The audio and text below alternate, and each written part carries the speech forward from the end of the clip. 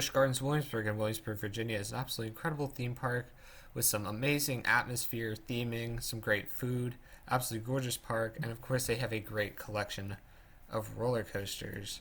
Now, this park has 8 coasters and they have a very diverse lineup, all some really great rides. So today I'll be ranking these coasters from worst to best, so let's get right into the video.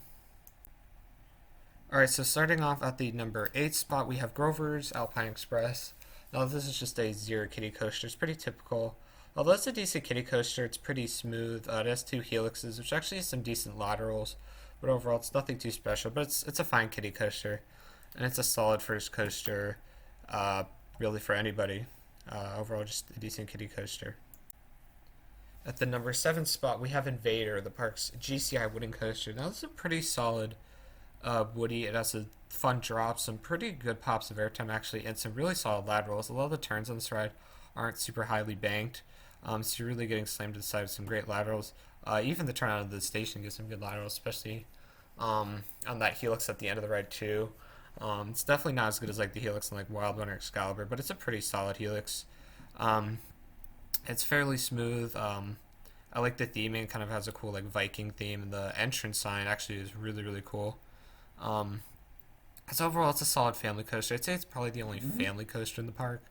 But it's a pretty fun ride. And for being the only wooden coaster in the park and one of only 2 in the chain, I'd say it's overall a really solid ride and just a solid ride for the park overall. Alright, so for number 5 and 6, these 2 are pretty close. They could definitely interchange for me. They're really close to my rankings. But at number 6, we have Loch Ness Monster, the Aerodynamics Custom Looping Coaster. This ride is an absolute classic. It's super iconic, especially with those interlocking vertical loops. It's the only coaster in the world to still have them. And this ride is great. It has, if you're in the back row, on those drops, if you have room, you could get some standing ejector. It's really great. And there's even a hill after the first loop that actually gives some really solid airtime, more towards the front. But I'd say the back is definitely better for those drops. The loops are really forceful. It has some pretty cool terrain also. Actually some solid laterals on that first turnaround after the drop. And even the helix and the tunnel. While it's not super intense, it's pretty cool and it's really dark. It's actually really long. The ride in general, it's a pretty long ride. It's really smooth for an aero, and it just runs great overall for its age. For being a coaster from 1978, I say it still holds up really well. And it's just such a great ride. I really hope it can stay around for plenty of years to come. Alright, so at the number 5 spot, we have for Bolton the Zier half indoor, half outdoor multi-launch coaster. Now, I know some people consider this a family coaster. However, to me, this is definitely not a family coaster. It is really intense. Actually, just a really cool ride overall. You get some great theming in the queue and in the area. There's like a kind of like a car, like a wrecked car outside the entrance. And it's kind of themed to the Black Forest in Germany, which is really cool. So there's some cool props and theming in the queue line. A lot of like travel stuff. I guess it's kind of like sort of vacation thing.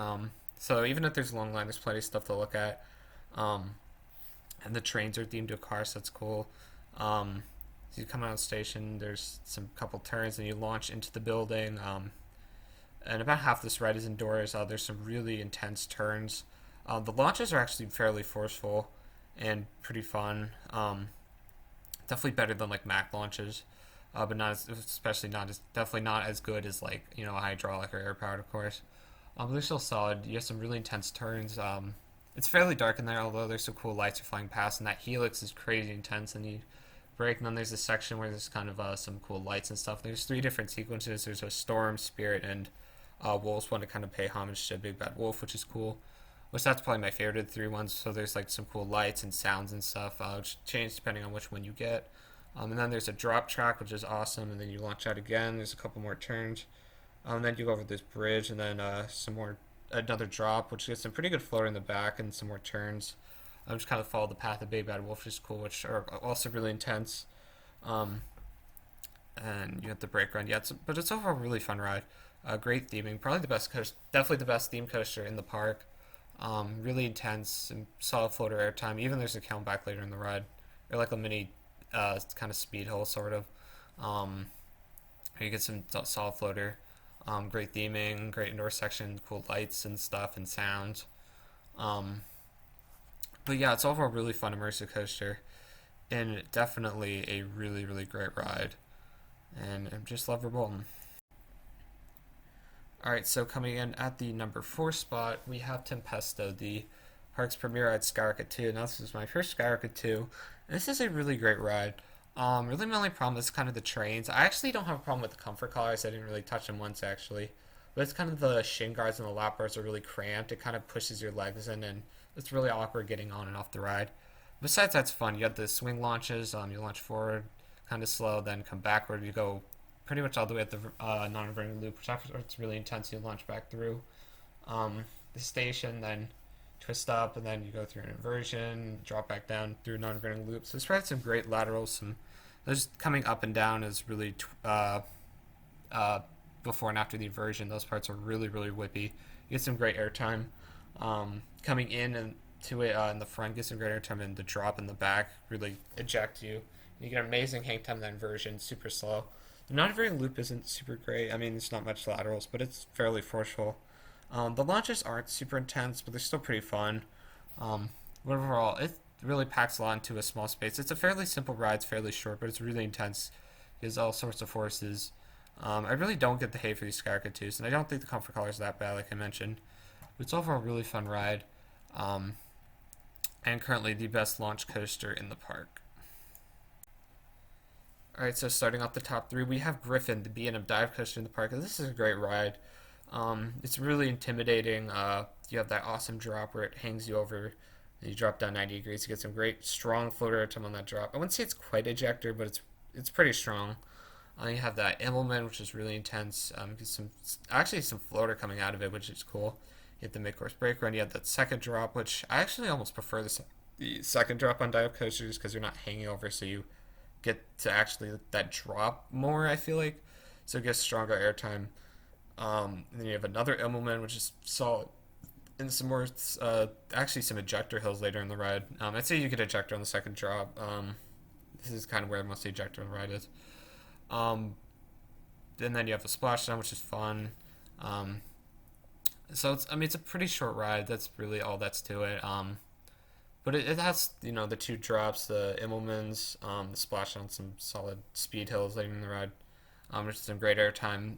It's a really forceful ride, very smooth. I like the color scheme. It's definitely my favorite dive coaster. I've ridden all 3 in the States, so it's also Sheikah and Valravn, but definitely this is the best one. It's a better layout than Sheikah and better than the Valravn because you don't have those vests, so you really get to actually feel the airtime, and I just found it a lot more forceful.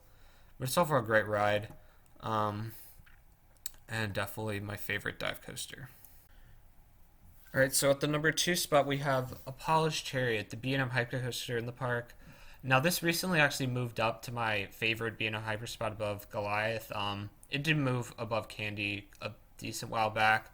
I went during July 4th weekend. I just got some amazing rides on this coaster. Especially I got a back row night ride with fireworks, which was just insane. It was absolutely hauling. That drop is just unreal in the back, especially if you have room, which I got room, sustained ejector. You really get pulled over those hills. It's an amazing floater on those first 2 hills, and it's actually really forceful too. Definitely one of the more forceful B&M hypers. That helix is really intense. Then you twist up and go into that second half, which that drop off that mid course is awesome. Then you have that other floater hill, and the double down later in the ride gives some ejector if you're in the back. Especially the second moment's really sustained. You really get pulled over and it lasts a while. And same with that floater hill off the mid-course drop too. It kind of drops down further and comes up. So you're dropping it for a while, so you get some really sustained floater, which is great. This ride has multiple months of ejector, which is awesome. The floater's really good. I love the setting, of course, with the trees and the water. It feels like you're going really fast. It's just awesome. It creates an awesome night ride because you really can't see anything. And it's a long ride too, and it's just really smooth. It's just great. Really nothing to complain about. It's almost a perfect ride, and just a great B&M hyper overall. And definitely the second best coaster in the park. Alright, so at the number 1 spot, we have Alping, guys, the B&M invert. And this ride is just absolutely incredible. This is my favorite B&M invert. It's currently a top 10 coaster for me. This ride is just insane. It's my favorite B&M. I now prefer it slightly over Kumba. Um, this thing is massive. It's the tallest invert in the world, 195 feet, and the second fastest, and I'm pretty sure one of the longest too. It has to be in the top five for B&M inverts, and just inverts in general. Um, it's just huge. You have that awesome first drop, which is super whippy and just lasts forever. In the back, this thing is just insane. The sense of speed is unreal. I mean, you're absolutely flying. It has that really intense Immelman. Um, your versions are drawn out, but they're still really forceful, and you just get more time to feel that force and that speed. You have that awesome vertical loop. The Cobra roll is just so intense. Easily my favorite Cobra roll. And crazy whippy. They had that turn into the mid course is a bit jarring, but if you keep your head forward, it's really not that bad. Honestly, I found that brake run transition on Raptor to be a bit worse, but it's really not bad. Even the turns into the mid course are kind of fun. Then you have that second half, which that drop off the mid course, just it's a solid floater. You have those final tune versions, which are really whippy. The final Helix is a bit of a dud, but it's kind of cool because there's some snow theming, but it's overall slow and kind of not intense.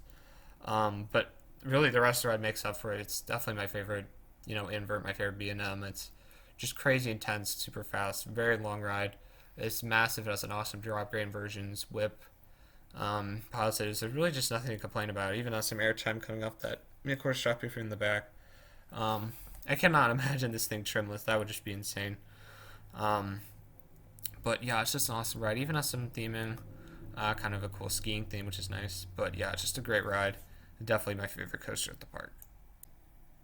Alright, so there you have it. There's my top 8 coasters at Busch Gardens Williamsburg. I see this park has some great coasters, great diversity. I mean, they have a hyper coaster, an inverted coaster, a dive coaster, a wooden coaster, classic looping coaster, some great launch coasters, a kiddie coaster.